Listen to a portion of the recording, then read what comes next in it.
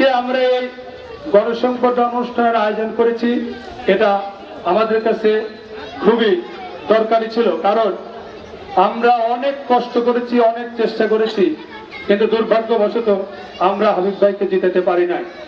এই এলাকার জনগণ যারা সেই সময় আমাদের অসংখ্য ভোট দিয়ে জিতেছে, কিন্তু সেই ভোট আমরা কাজে লাগাতে পারি নাই।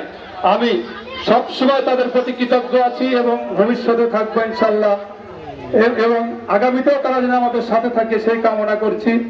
আজকে আমি আমাদের আজকের এই অনুষ্ঠানের মধ্যমণি আরিফা সুলতান রুমার কাছে কিছু কথা বলতে চাই।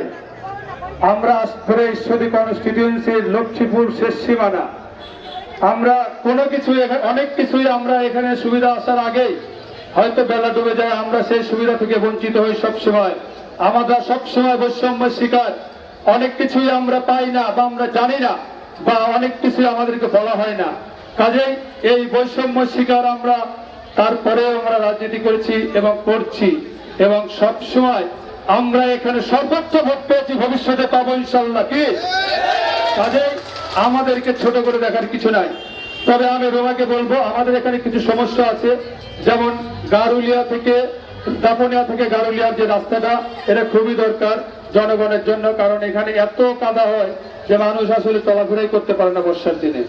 তারপরে আমাদের এখানে শ্রীপুর থেকে বাইখোলা পর্যন্ত একটা রাস্তা করেছে ফ্যাসিস্ট সরকার, যেটা এমন ভাবে করেছে একটা বছরও টেকে নাই। রাস্তাটি সাবমার্সিবল ছিল, সেটা এমন অবস্থা হয়েছে।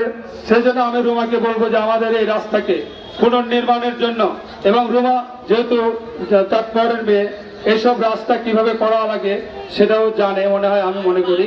তো সেই রাস্তা আমাদের এখানে অনেক উঁচু করতে হবে, উঁচু করে তারপর রাস্তা করতে হবে। কিন্তু ওনারা এমন ভাবে কাজ করছে, ঠিকাদার সমস্ত টাকা পয়সা লুটপাট করে নিয়ে গেছে, কোনো কাজই করে নাই, আমরা তখন কিছু বলতেও পারি নাই। তো এই রাস্তা, এবং আমাদের সবচাইতে আরো গুরুত্বপূর্ণ রাস্তা যেটা, সেটা হচ্ছে আপনাদের আইনগঞ্জ বাজার থেকে রাজাপুর গোলামপুর। এখানে আমাদের অনেক ভোটার, অনেক লোক, যার বেশিরভাগ লোকই আমাদের সমর্থক, কিন্তু আমরা দীর্ঘদিনে রাস্তা করছি, কিন্তু কোনোভাবে রাস্তা হচ্ছে না। তাই আমি এই রুমাকে অনুরোধ করবো যাতে আমাদের এই রাস্তাগুলো করা হয়।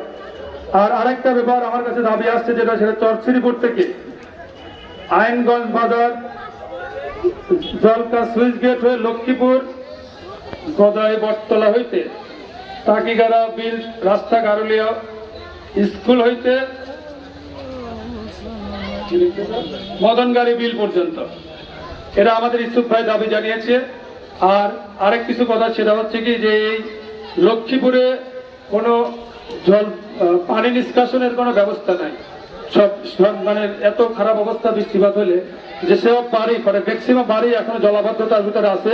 তো আমরা চাই যে আমাদের এই সমস্ত কাজে আমাদের এমপি মহোদয় আমাদেরকে সহযোগিতা করবেন। এবং আমাদের আরো দাবি দেওয়া আছে, আমাদের গারুলিয়া স্কুলে কোনো অ্যাকোমোডেশন নাই। গারুলিয়া স্কুলে যে বিল্ডিং আছে, সেখানে আসলে শিক্ষক ছাত্র একসাথে বসেই থাকে, কোনো তাই একটা বিল্ডিং দিতে হবে।